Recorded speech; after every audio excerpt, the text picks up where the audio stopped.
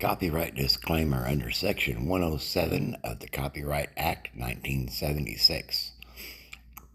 Allowance is made for fair use for purposes such as criticism, comment, news reporting, teaching, scholarship, and research. Fair use is a use permitted by copyright statute that might otherwise be infringing.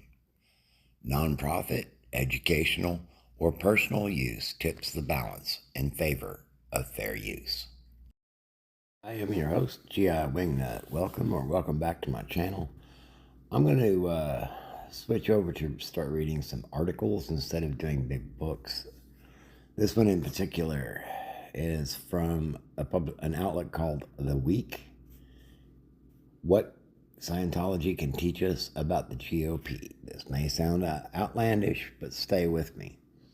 This is something that I'm probably going to end up working towards proving further. But this article is written by Erica Grider, published June 5th, 2017.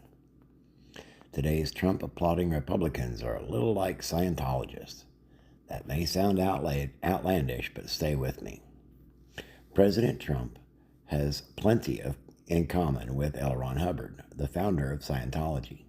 Both, for example, asserted their often out there arguments were grounded in authority.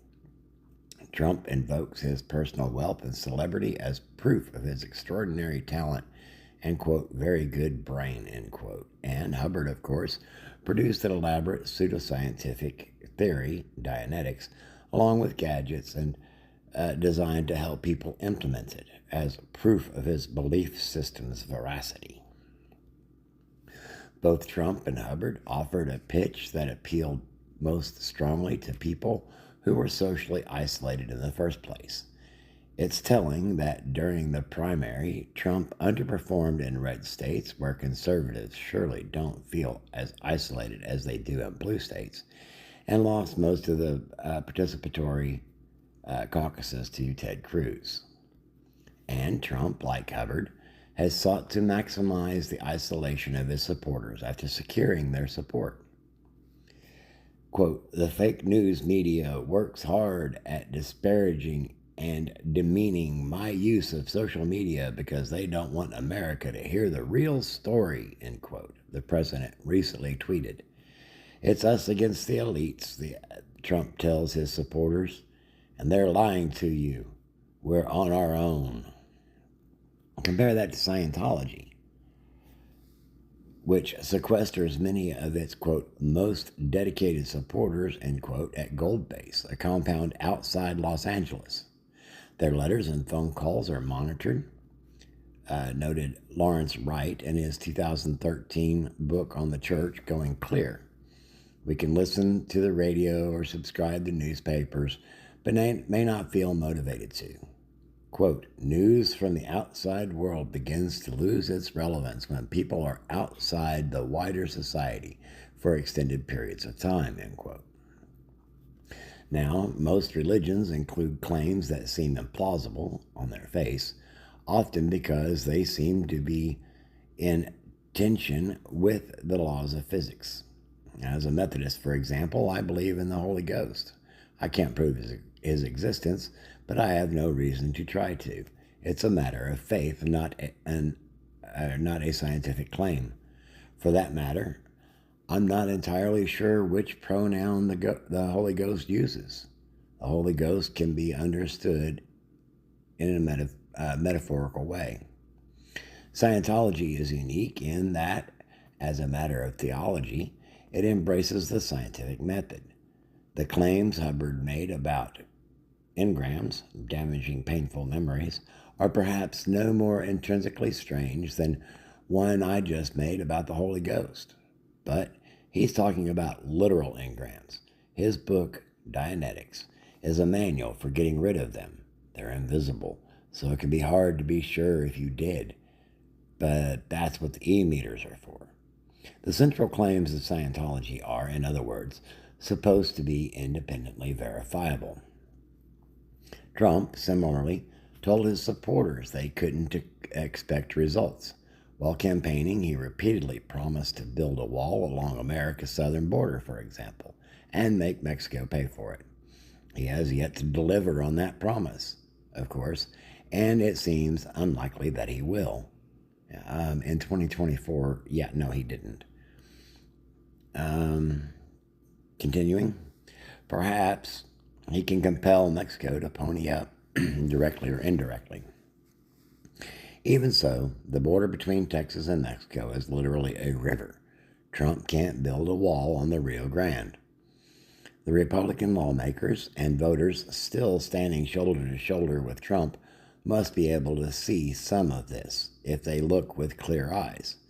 Indeed, I suspect that they're beginning to feel like Scientologist Jim Dinkalke, who spent 10 months holed up with L. Ron Hubbard in New York after the latter received word from the government of France he was preparing to indict, or the government of France was preparing to indict the Church of Scientology for fraud.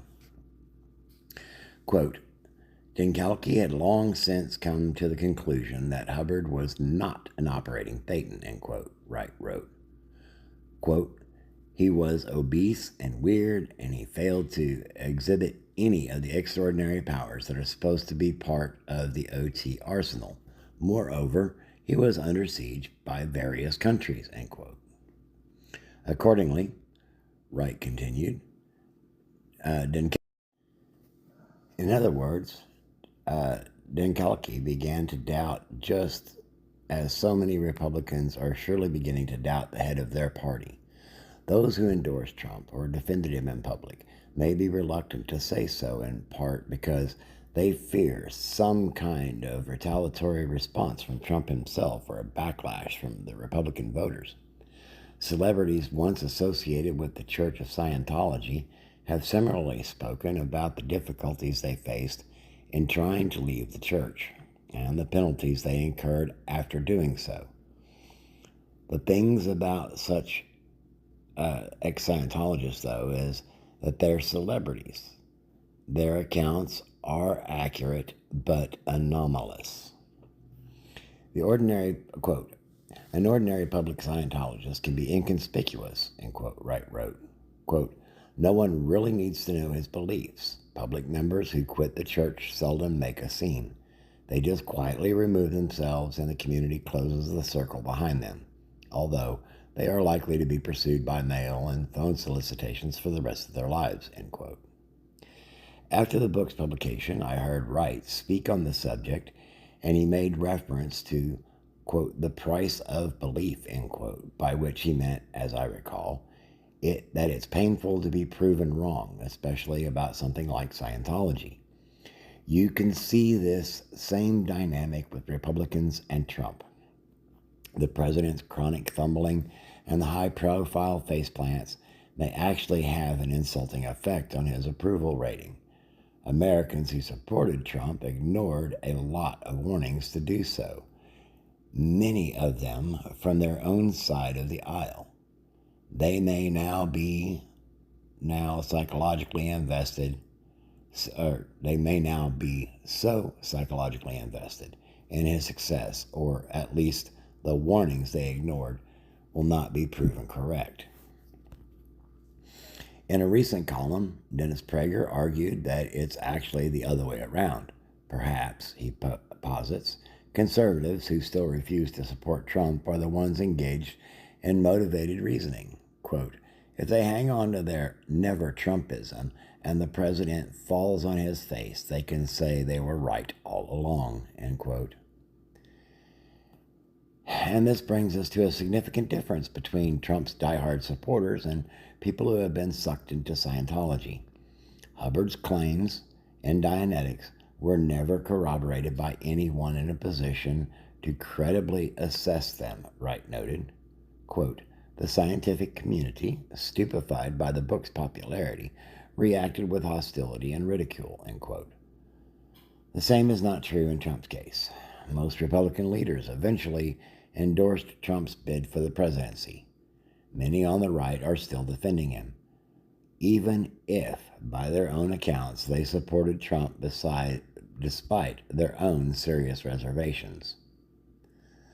The thing is, though, that Trump already won the election and put conservative stalwart Neil Gorsuch on the Supreme Court. Republicans who voted for him in the hopes that he would deliver on those promises were not actually wrong to do so, nor would they be wrong to have concerns about other aspects of the new administration. Trump supporters, like Prager, can blame the skeptics for that all day long, but they're the ones who vouch for his ability to make America great again. Again, that was Erica Greeter, and that was a pretty good article, I thought. I hope you enjoyed it. I'll be bringing you another one in the near future.